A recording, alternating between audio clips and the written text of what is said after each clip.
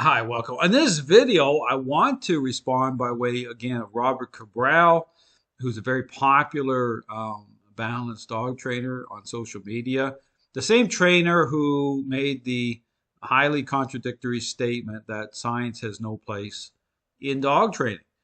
And again, when I talk about, again, through my Flipping the Script series, I talk about all the controversies, I talk about the confusion. And this relates to even in terms of engaging, okay, in the game of tug, okay, with dogs that have already gained a level of control in their relationship with their owner.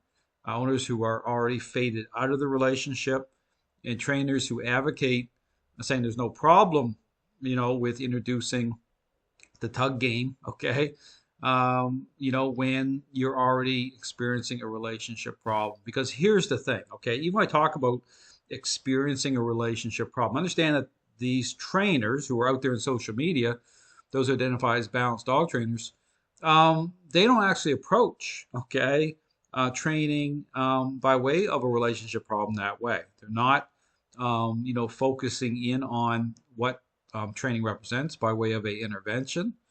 The core ingredients I talk about, influence and control, are not reconciled properly, okay, to reveal the current state of the relationship, to change the dog's perceptions the right way. And how they jump into this whole, into a relationship problem, they do it in a superficial way with their focus on appearances, okay, within the framework of response. I talk about this. But I also show examples of trainers taking the hit and getting blindsided. One of them, again, you can see this whole game of tug issue with the Tom Davis video. Calls himself America's Canine Educator. That's on my Flipping the Script series. He's interacting with a Doberman, okay, who's gained a high level of control. And in that video, you'll see him, attempting to build a rapport. Okay, so this whole thing with building rapport in terms of the moment of engagement, okay, with allowing the dog to express control, okay, by way of the game of tug. And in the moment that you see Tom Davis like correcting the dog, I talk about this whole thing about reconciling, control and influence in a way that makes sense to the dog comes into agreement with. But you see a moment where Tom Davis like reams up on the leash, a moment of, again, just looking at the really superficial, the physical response of a dog, and the dog redirecting on him, going after him, like trying to bite into him. The dog has a muzzle on, but trying to take a piece out of him. And again, this whole thing with, engaging in this game of tug, thinking that that's not a problem. Well, it is a problem. And again, I show examples of that. But even another video, another series, again, going into the whole Danny Wells situation with the dog there that went at him. And in the video, you'll see him, just prior to having a problem with this dog ended up being euthanized as a result of attacking him. But you'll see him, again, same thing, using treats. You'll see him engaging in the tug game.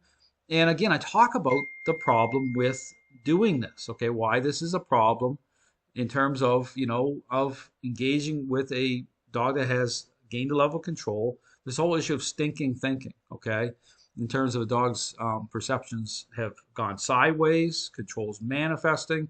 And how you want to see this, game of tug, okay, would be like very similar. Again, I keep talking about the parenting example. It'd be like going into, say, as a step parent, kind of blended family situation, going into a situation as a step parent where in that situation, say, the child that you're going into the family dynamic with is already selfish and out of control. And so you're going into, and again, this happens a lot with, in terms of parenting styles, going in wanting to be the friend, okay, wanting to buddy up to the child and say, example I use is playing video games, kind of player two scenario, where you're going in and you're just trying to be a friend and trying to buddy up, and bad things start happening.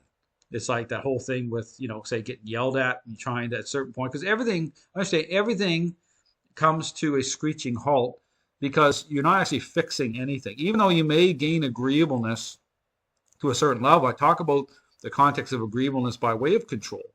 Okay, this is where dogs can look very agreeable, very balanced. And that's where even the statement comes from, like, my dog is pretty good, except.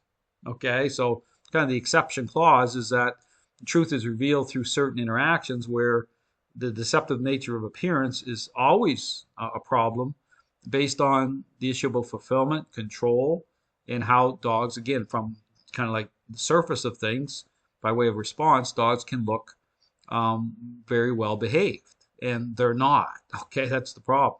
So here I'm going to play some of this video because here you have another trainer, and again, this popped up on my feed, so I want to respond to it, who's saying, well, the game of tug isn't a problem. Okay, let's play some of this. Messages on the video I posted the other day about playing tug with your dog that I think are concerning, and I want to address them. And that is, people have been told by so-called dog experts that playing tug with your dog will make them aggressive.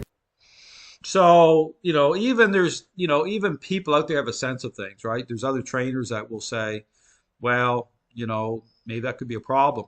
Well, I go further than that. Okay, I pin this stuff down. I'm saying, no, it is a problem when you're failing to consider even what, in terms of dealing with a relationship problem in the first place, versus these trainers, and you see them going into even shelters with treats in their hand, performing these bribery-based assessments. Okay, I talk about the proper way to do an assessment. Okay, in terms of your role, in terms of those core ingredients being reconciled properly to reveal truth of the relationship.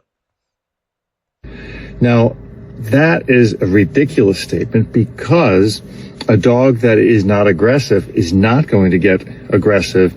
So here he's saying a dog that's not aggressive. So, but here's the problem, is that to reveal, right, revelation through the current state of the relationship, whether or not how much control a dog's holding, only comes through those core ingredients being part of the test. Okay, revealing. And again, I talk about this in terms of the parent example. I ask the question: when is a bad attitude of a child exposed by way of a parent?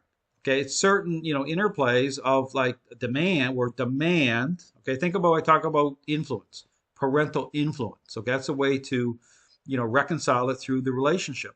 It's when a parent puts a demand on the child to say pick up their toys because you're the parent, versus pick up your toys and here's $100. Okay, the whole dog training world is basically built on here's $100 and just superficially focus on response. But here's the real problem: is when you're in the middle of a relationship problem and say the child is selfish, the relationship's already off the rails. If that's your focus of change, if that's just in a very superficial way, jumping in that way, saying I'm just going to focus on these responses and I'm just going to incentivize the child, and that's going to be my whole criteria to establish whether the child's attitude is getting better. Well, you're setting yourself up to be deceived. Okay, and this is exactly the disconnect. Is happening in the dog training community. Okay, by way of appearances, just lack of actually establishing connections to and through the relationship by way of, again, what that connection represents with how a dog's decision-making process is influenced and governed at that level. Okay, and I talk about this. So even for him to make a statement about for an aggressive dog, well, they're not even balanced dog trainers. They're not even, following the right path, okay, with defining what training is. So how can they even establish whether or not the dog's aggressive or not, or how much control the dog's holding, because they're not jumping in that way to reveal that. Okay, they're just going in. Now, don't get me wrong, there could be obvious cases, right, where it's like, okay, it's like the low-hanging fruit where they look at, oh, this dog has bitten somebody. It's really, maybe we won't introduce the game of tug there. But I say, don't be deceived. I mean, there's times that you're stepping in a situation, and that dog is right on the edge. That dog hasn't bitten, so the information you're getting is sketchy because you're just going by appearances anyway, and you could get blindsided. It happens all the time because that owner has built a world for that dog to fit into. Just like a parent can build a world, the permissive parent can build a world for the selfish child to fit into, and then you step into that world and you're going to take a hit, or introduce this tug game into the equation and take a hit. Okay, so understand it's a major problem. So everything follows a sequence. Understand that. But again, for a trainer to try to determine this, a balanced trainer, that's a crapshoot, okay, to say the least. by playing tug with them. The confusion often lies in that a dog may miss the bite if they're not trained properly. So he just skips right over and goes into the dog gonna miss the bite. Confused, like there's no foundation here to say, well, introducing that into a relationship problem, this is why it's a problem. There's none of that, right? Because that's not, there's no depth. It's just like, oh, let's just skip over to the game itself and, make sure the dog targets correctly. Like it's ridiculous. To target the tug or the ball, and that will lead to a bite. Now, bites aren't always aggressive if the dog is aiming for something. See, it's just like Zach George like. Okay, I understand that's where you're at when it comes to balanced dog training. So all this, I'll stop here because there's no point going forward. People say, why do I not watch the whole video? Because there's no need to. Okay, the scene of the crimes already happened. Okay, with a lack of awareness of what training even is. To understand why introducing the game of tug for allowing the dog to express control is a problem. Okay, go watch the videos I put up. You see, cases, situations of this. The Tom Davis video, you couldn't have a better example.